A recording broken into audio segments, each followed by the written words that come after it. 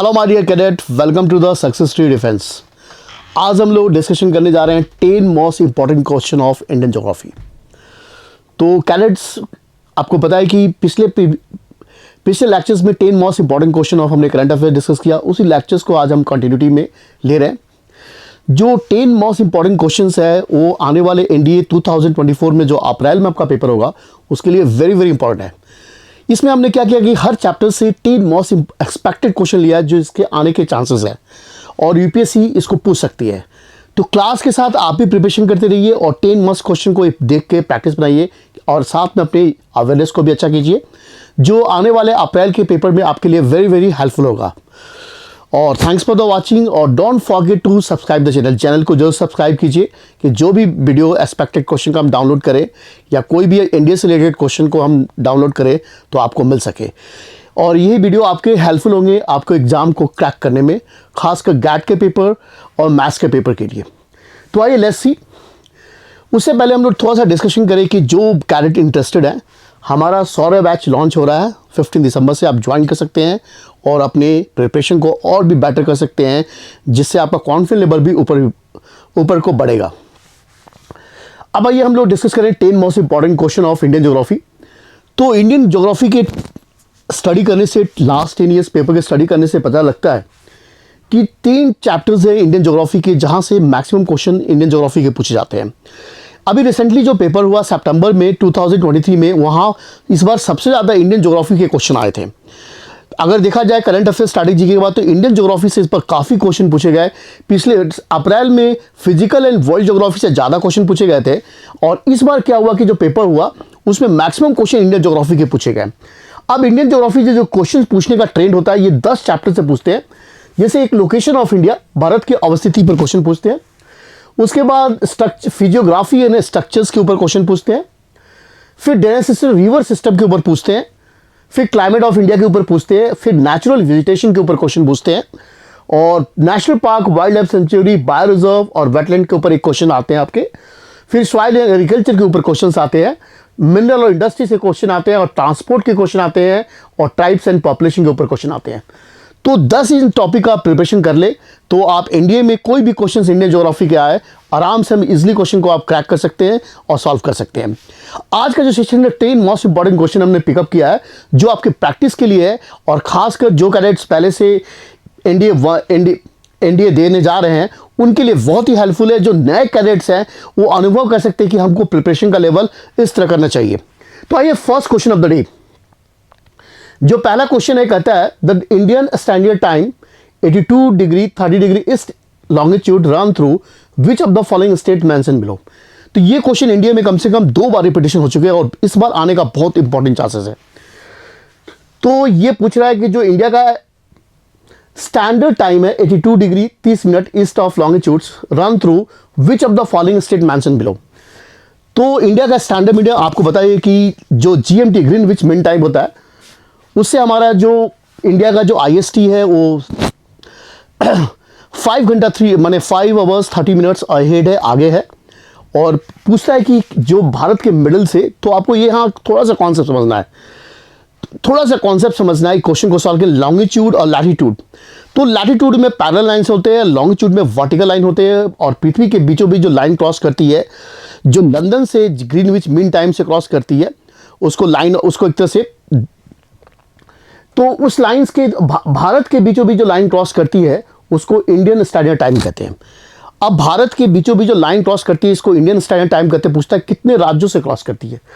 तो ऑप्शन में आप देखेंगे तो उत्तराखंड से क्रॉस करती कि नहीं, छत्तीसगढ़ से कि नहीं, झारखंड से नहीं, कि आंध्र प्रदेश से नहीं। तो आपको ये 4 ऑप्शन दिए हुए, कहता है select the correct answer using the code given below. 1 and 2, 1, 2 and 4, 2 and 4 and 2, 3, 4। तो इस क्वेश्चन को सॉल्व करने के लिए आइए हम लोग पहले स्टडी करें, फिर आप क्वेश्चन को अच्छे से समझेंगे। अब देखिए इंडियन का जो आईएसटी इंडियन स्टैंडर्ड जो टाइम है उसके बारे में पहला फैक्ट है इंडियन स्टैंडर्ड टाइम के बारे में कि ये 5 राज्यों से क्रॉस करती है। पहला क्वेश्चन बताइए कि कितने स्टेट्स है, तो 5 स्टेट्स। और 5 स्टेट्स में कहते हैं उत्तर प्रदेश है, छत्तीसगढ़ है, मध्य प्रदेश है, उड़ीसा है और आंध्र प्रदेश है। अब यहाँ पर ऑप्शंस में आप देखेंगे तो उत्तराखंड है, इसका मतलब उत्तराखंड से क्रॉस नहीं करती है, छत्तीसगढ़ से क्रॉस करती है, आंध्र प्रदेश से क्रॉस करती है, झारखंड से क्रॉस नहीं करती है, तो इसका आंसर होगा सी इज द करेक्ट आंसर। तो आपको स्टडी करना पड़ेगा इसके लिए डिटेल्स में। तो 5 राज्यों से, तो एग्जाम में ये भी क्वेश्चन किस किस राज्य कितने राज्यों से क्रॉस करती है IST, इंडिया का इंडियन स्टैंडर्ड टाइम। तो 5 राज्यों से, राज्यों का नाम उत्तर प्रदेश, छत्तीसगढ़, मध्य प्रदेश, उड़ीसा और आंध्र प्रदेश। इसको और भी क्वेश्चन स्टार्टिंग में आ सकते हैं। कब अडॉप्ट किया गया? 1947 में। और ये 5 घंटा 30 मिनट आगे है लंदन के। उसके बाद ये भारत के किस राज्य के बीचों बीच आते हैं? मिर्जापुर उत्तर प्रदेश के बीचों बीच क्रॉस करती है। तो ये आपको ध्यान रखने की जरूरत है। तो पहला question, first question of the day. फिर क्वेश्चन नंबर 2 देखिए। अब जो दूसरा क्वेश्चन है एक तरह से फिजियोग्राफी पर क्वेश्चन है, और इंडिया के फिजियोग्राफी को 5 भागों में डिवाइड किया गया है। पहला जो है Himalaya mountains, northern plain, peninsular plateaus, coastal plain और आइलैंड ऑफ इंडिया और इंडियन डेजर्ट। 6 फिजिकल फीचर्स में डिवाइड किया गया। उसी में से एक फिजिकल हमने लिया है नॉर्दर्न माउंटेन्स, जिसको हिमालय माउंटेन कहते हैं। अब हिमालय माउंटेन्स में 4 रेंज है, और उसमें एक रेंज के ऊपर एक क्वेश्चन आया कि which of the following mountain range are in the lesser Himalaya. अब लेसर हिमालय में, लेसर हिमालय है वो कितने रेंज से बना हुआ है? तो इसमें बोलता है Pir Panjal range, Nag Tibba range, Mussoorie range, Mahabharat range. तो पीर पंजाल रेंज में आप देखेंगे, तो पीर पंजाल रेंज में जो लेसर हिमालय है, जिसको मिडिल हिमालय कहते हैं, तो उसमें पीर पंजाल रेंज लाई करता है, जो सबसे लॉन्गेस्ट रेंज है, सही है। उसके बाद नाग टिब्बा रेंज, ये भी सही है। जो उत्तराखंड में मसूरी रेंज भी सही है, महाभारत भी रेंज है, और इसी में धौलाधार रेंज भी है। धौलाधार रेंज भी है, धौलाधार रेंज। तो इसका राइट आंसर होगा 1, 2, 3, 1, 3 एंड 4 कि 2, 3 एंड, पहला ऑप्शन है 2, 3 and 4, 1, 2 and 3 and 3 and 4 and 1 and 2। इस ऑप्शन के अनुसार देखा जाए तो ये चारों के चारों रेंज सही है। इसका मतलब यहां पर थोड़ा मिस्टेक है, करेक्शन थोड़ा कर लीजिए। ये चारों के चारों लाई करते हैं। तो पीर पंजाल रेंज पर जम्मू एंड कश्मीर बसा हुआ है, नाग टिब्बा और मसूरी पर उत्तराखंड, और महाभारत पर काठमांडू, और धौलाधार रेंज पर आपका हिमाचल प्रदेश बसा हुआ है। तो ये लेसर हिमालय है वो 5 रेंजों से बना हुआ है, और ये चारों के चारों ऑप्शन 1, 2, 3, 4 इसका राइट आंसर होगा, करेक्ट आंसर। तो 2 का A is the correct answer. Next question आइए, क्वेश्चन नंबर 3। आप देख सकते हैं मैप के सहारे भी समझ सकते हैं। तो आप देखें हिमालय माउंटेन के 4 रेंज है। पहला रेंज है जिसको ट्रांस हिमालय कहते हैं, और ट्रांस हिमालय में लाई करता है Karakoram range, Ladakh range, Zanskar range, Kailash range. उसके बाद है ग्रेटर हिमालय, जिसको हिमाद्री कहते हैं, और इसी में वर्ल्ड का और इंडिया का हाईएस्ट पीक है। और लेसर हिमालय में अभी डिस्कशन किया, इसी में पीर पंजाल रेंज है, धौलाधार रेंज है, महाभारत रेंज है, नाग टिब्बा है, और इसी में मसूरी रेंज है। और लेसर हिमालय खासकर एक तरह से हिल स्टेशन के लिए बहुत फेमस है। और लेसर हिमालय पर जो ग्रासलैंड मिलते हैं उनको मर्ग कहते हैं, और इसी से गुलमर्ग बना हुआ। और शिवालिक जो है लास्ट रेंज है, जिसको आउटर हिमालय कहते हैं। तो ऐसे करके आप कॉन्सेप्ट को समझ सकते हैं। नेक्स्ट क्वेश्चन नंबर आइए 3। अब कहता है consider the following Sabarmati, Mahi, Subarnarekha and Sharavati, which of the above mention river flowing toward the west in India. अब आप मैप पर देखेंगे कि भारत का अगर मैप देखें तो पूछ रहा है कि इधर को गिरने वाली कौन कौन सी इसमें रिवर है। ऑप्शन में पूछ रहा है साबरमती, माही, सुबर्णरेखा और सारावती।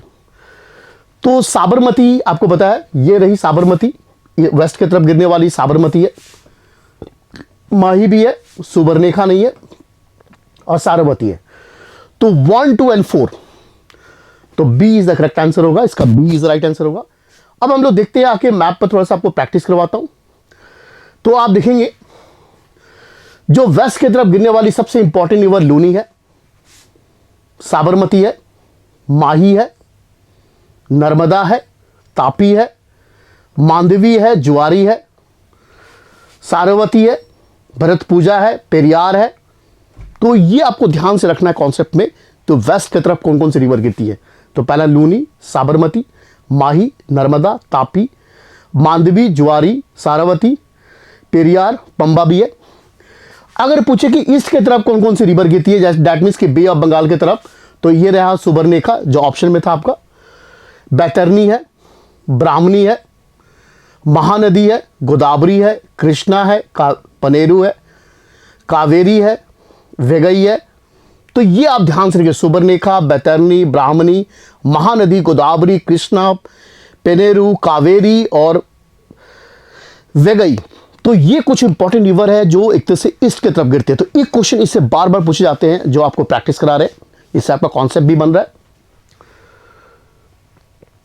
नेक्स्ट क्वेश्चन, तो हमने पहला चैप्टर लोकेशन के ऊपर क्वेश्चन आपको प्रैक्टिस कराया, दूसरा फिजियोग्राफी पर, और तीसरा रिवर के ड्रेनेज सिस्टम के ऊपर, और चौथा क्वेश्चन हम करते हैं क्लाइमेट के ऊपर। अब क्लाइमेट में क्या है कि क्वेश्चन दिया हुआ है consider the following statement regarding the rotating monsoon. जब मानसून को लौटने को रोटेटिंग मानसून कहते हैं। और मानसून आपको बताइए कि एक मानसून का मतलब होता है एक बार हवा का जाना, एक बार लौट के आना। तो जून में मानसून आती है और सितंबर के मंथ में क्या होता है, मानसून भारत को छोड़ना स्टार्ट कर देती है। तो सितंबर में जब मानसून जब भारत को छोड़ कर धीरे धीरे करके लौटना स्टार्ट करती है, तो उसी पर क्वेश्चन है रोटेटिंग मानसून। तो कहता है पीछे लौटते हुए मानसून के संबंध में निम्नलिखित कथनों पर विचार करें। The month of October and November are known as for the rotating monsoon. एकदम सही है। अक्टूबर और नवंबर के मंथ में क्या होता है, मानसून भारत के आधा पोर्शन को छोड़ के दक्षिण भारत की तरफ चली जाती है। It is marked by clear sky and rise in temperature. जैसी मानसून लौटती है तो क्या होता है कि आसमान साफ हो जाता है और कहता है क्लियर स्काई और राइज इन टेम्परेचर, मतलब कि ह्यूमिडिटी बढ़ जाती है। The weather is dry in the northern India. Northern India dry month होता है क्योंकि बारिश रुकना बंद हो जाती है। But is associated with the rain in the eastern part of the peninsula. बाकी पेनिसुलर इंडिया में क्या होता है कि दक्षिण की तरफ बारिश होना स्टार्ट हो जाती है। तो तीनों के तीनों ऑप्शन सही है। तो 1 and 2 3 D is the right answers.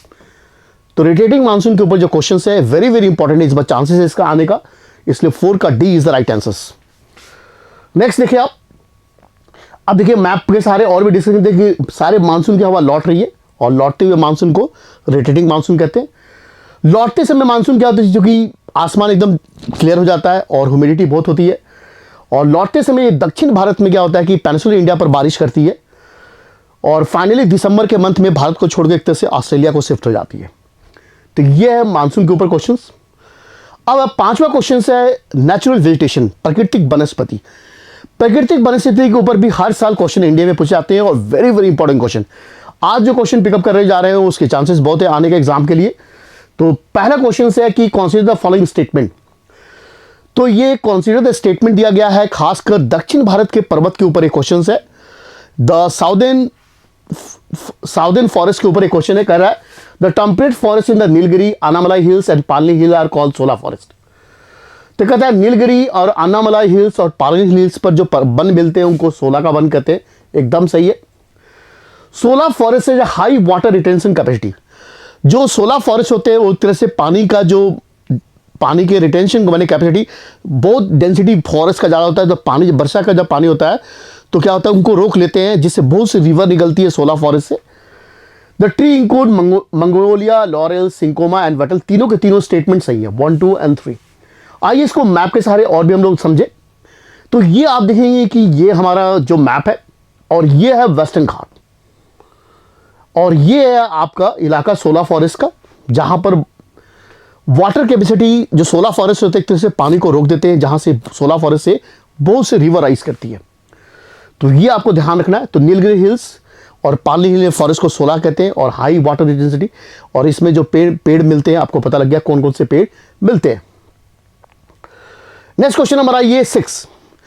अब क्वेश्चन नंबर 6 जो है नेशनल पार्क के लोकेशन पर है और नेशनल पार्क के ऊपर हर बार इंडिया में क्वेश्चंस पूछते हैं वो लोग, और हमने भी आपके लिए प्रैक्टिस के लिए। तो कहता है कौन सी द स्टेट में डाम्फा टाइगर रिजर्व कहां पर है, मिजोरम में है। एकदम सही है। गोमती वाइल्ड लाइफ सेंचुरी क्या सिक्किम में है। सारामती पीक नागालैंड में है। कहता है विच ऑफ द अबव पेयर याज करेक्टली।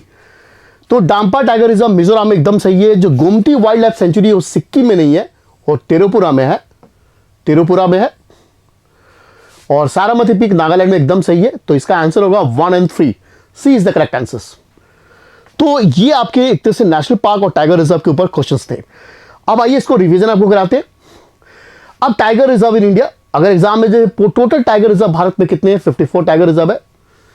और भारत का 54 टाइगर रिजर्व उत्तर प्रदेश का बना जिसका नाम है रानीपुर टाइगर रिजर्व। और 53 टाइगर रिजर्व था गुरु Ghasidas national park tiger reserve. अब फिर पूछे टाइगर डे हम लोग कब मनाते हैं, 29 जुलाई को मनाते हैं। और टाइगर से संबंधित जो डाटा रिलीज करता है उसका नाम है NTC, under the ministry of EFCC आता है। State with the highest tiger, सबसे ज्यादा टाइगर किस राज्य में है, मध्य प्रदेश में, 785, उसके बाद कर्नाटका में, फिर उत्तराखंड में। और सबसे अधिक टाइगर रिजर्व, सबसे अधिक टाइगर रिजर्व कहाँ पर है, किस टाइगर रिजर्व में सबसे टाइगर है? Jim Corbett national park 260 tiger reserve है। बांदीपुर में 150 टाइगर है। बांधवगढ़ और दुधवा में 135। और मैक्सिमम टाइगर अगर देखा जाए तो सबसे 6 नेशनल पार्क है। सबसे अधिक नेशनल पार्क मध्य प्रदेश में है, और सारे नेशनल पार्क को कलेक्ट कर दिया जाए तो सबसे अधिक टाइगर मध्य प्रदेश में है। तो ये कुछ इंपॉर्टेंट डाटा है जो एग्जामिनेशन पॉइंट व्यू से इंपॉर्टेंट है आपके अवेयरनेस के लिए। नेक्स्ट क्वेश्चन पर आते हैं कैडेट्स। कहता है विच of the following statement is correct about the laterite soil. तो सॉइल एंड एग्रीकल्चर के ऊपर हर साल इंडिया में एक क्वेश्चन रिपीट होता है आपके प्रैक्टिस के लिए। पहला, तो लैटेराइट सॉइल का मतलब क्या होता है? लैटेराइट सॉइल आपको पता है कि जहां पर बहुत ज्यादा बारिश होगी वहां पर लैटेराइट सॉइल मिलेगा। और जितने भी कॉफी टी के प्लांट लगे होते हैं वो लैटेराइट सॉइल पर ही लगे होते हैं। पहले हम लोग क्वेश्चन देखते हैं कि क्या क्वेश्चन का नेचर है। This soil is develop in the area with high temperature and heavy rainfall. एकदम करेक्ट है, एकदम सही है। It is a poor in iron oxide and aluminium, ये गलत है। ये पुअर नहीं होते, रिच होते हैं यहां पर। तो इसमें राइट आंसर होगा 1 इज ओनली। तो लिटराइट सॉइल के ऊपर आके हम लोग देखें तो लिटराइट सॉइल का एरिया आप देखेंगे तो सबसे इसका बड़ा एरिया आपको देखेंगे तो वेस्टर्न घाट पर है इसका एरिया। मैक्सिमम वेस्टर्न घाट पर हेवी रेनफॉल होते हैं। और generally poor in nitrogen, in poor lime, potash and phosphorus और ऑर्गेनिक मैटर्स में। Rich in iron and aluminium में रिच होते हैं। और इसका मैक्सिमम यूज एक तरह से ब्रिक्स बनाने में किया जाता है। और वेजिटेशन को सपोर्ट नहीं करते, इसलिए केमिकल फर्टिलाइजर ज़्यादा यूज करना पड़ता है। और टी और कॉफ़ी, कॉफ़ी कैसवनट के लिए बहुत ही आइडियल होते हैं लैटेराइट सॉइल। तो ये लैटेराइट सॉइल है जो इस बार के लिए एक्सपेक्टेड क्वेश्चन है कि यहां से क्वेश्चन आएंगे। Next question of the day, question number 8। अब क्वेश्चन नंबर 8 हमने मिनरल और इंडस्ट्रीज के ऊपर, हर साल मिनरल इंडस्ट्रीज के ऊपर क्वेश्चन आते हैं। तो कह रहा है कि lithium informed resource have been found in the Reasi district of Jammu and Kashmir. तो लिथियम का मैक्सिमम यूज एरोप्लेन की बॉडी बनाने में किया जाता है। और बोलता है कि जो लिथियम है वो किस राज्य में मिलते हैं? जम्मू एंड कश्मीर में मिलते हैं। एकदम सही है, Reasi district of Jammu and Kashmir में लिथियम मिलते हैं। Tummalapalle in Kadapa district of Andhra Pradesh is one of the largest uranium reserve in India. Very good, एकदम सही है। And largest deposit of thorium is found in the Malabar coast of Kerala, ये भी सही है। तो तीनों के तीनों स्टेटमेंट सही है। तो ये मिनरल के ऊपर क्वेश्चन थे। अब मिनरल से संबंधित कुछ हम लोग इंपॉर्टेंट फैक्ट देखते हैं रिवीजन के लिए। तो लिथियम का सबसे अधिक प्रोडक्शन एक तरह से अर्जेंटीना करता है, बोलिविया करता है और चिली करते हैं। और दोनों मिलकर लिथियम ट्रायंगल बनाते हैं। तो लिथियम ट्रायंगल के अंदर पूछेगी कौन कौन से देश शामिल है? अर्जेंटीना, बोलिविया और चिली। और इसका सबसे अधिक प्रोडक्शन ऑस्ट्रेलिया करता है। और lightest metal found on the earth, सबसे हल्की मेटल है जो अर्थ के ऊपर मिलते हैं। और इसका मैक्सिमम फाइटर प्लेन के बनाने में किया जाता है। बैटरीज ऑफ मोबाइल इससे बनते हैं। यूरेनियम के बारे में, एक यूरेनियम का पहला माइन जादूगोड़ा, झारखंड में सबसे पहले यूरेनियम मिला, जादूगोड़ा। तो ये कुछ इंपॉर्टेंट फैक्ट्स है एग्जामिनेशन पॉइंट व्यू से। नेक्स्ट क्वेश्चन आइए, क्वेश्चन नंबर 9। अब क्वेश्चन नंबर 9 है वो ट्रांसपोर्ट के ऊपर है। और ट्रांसपोर्ट में खासकर रोडवे और वाटरवेज, 2 सेक्शन से ज्यादा क्वेश्चन पूछते हैं। और रेलवे के जोन्स के ऊपर वो लोग क्वेश्चन पूछते हैं। रेलवे जोन्स, कितने रेलवे जोन्स है, रेलवे के हेडक्वार्टर जोन्स के मैचिंग में पूछते हैं क्वेश्चन। आइए पहला क्वेश्चन हम देखें। नेशनल कहता है कि NH 44 is the longest national highway, it is called north south corridor, एकदम सही है। राजस्थान है जो longest network of national highway, ये गलत है। राजस्थान नहीं है, उत्तर प्रदेश के पास सबसे बड़ा लॉन्गेस्ट नेटवर्क है नेशनल हाईवे का। कहता है the Bharatmala project in increasing the improving the efficiency of the national corridor, एकदम सही है। तो 1 और 3 is the correct answer, C is the right answer. तो ये आपका नेशनल हाईवे के ऊपर है। और भारतमाला प्रोजेक्ट के ऊपर इंडिया में कम से कम 5 बार क्वेश्चन पूछे गए। तो भारतमाला प्रोजेक्ट भी हमने डिस्कस किया यहाँ पर। और NH 44 इंडिया का सबसे लॉन्ग है, जो श्रीनगर से लेकर कन्याकुमारी तक जाती है। आपको ये ध्यान रखना एग्जाम से कितने स्टेट से क्रॉस करती है, इसका लेंथ क्या है, आप इस रिवीजन के रूप में फैक्ट्स पढ़ सकते हैं इनके बारे में। नेक्स्ट क्वेश्चन आइए, क्वेश्चन नंबर 10। तो लास्ट क्वेश्चन है क्वेश्चन नंबर 10, जो एक तरह से ट्राइब्स एंड पॉपुलेशन के ऊपर बेस्ड है। और ट्राइब से एक क्वेश्चन हर बार पूछे जाते हैं। अब कहता है खोंडोडोरा, चिंचू, कोयास, ये 3 tribe mention above are found in which of the following states. जो कोंडोडोरा, चिंचू और कोयास जो ट्राइब है वो किस राज्य में मिलते हैं? 4 ऑप्शन आपके पास, असम, तमिलनाडु, आंध्र प्रदेश एंड नागालैंड। तो आपको बताना है किस राज्य में ये ट्राइबल्स मिलते हैं। तो इसका राइट आंसर होगा सी इज द आंध्र प्रदेश। तो ये हमारे 10 टॉपिक्स हमने डिस्कशन किया, और ये 10 क्वेश्चंस जो है आपके आने वाले एग्जाम के लिए वेरी वेरी इंपॉर्टेंट है, मोस्ट एक्सपेक्टेड क्वेश्चंस। तो आज का लेक्चर हमारा यहीं तक। Thank you very nice for the watching. And ये 10 क्वेश्चन जो है आपके आने वाले एग्जाम के लिए जो अप्रैल के मंथ में होगा वो बहुत ही वेरी वेरी हेल्पफुल होगा। तो जय हिंद, फिर नेक्स्ट क्लास में मिलते हैं 10 मस्त क्वेश्चन के साथ।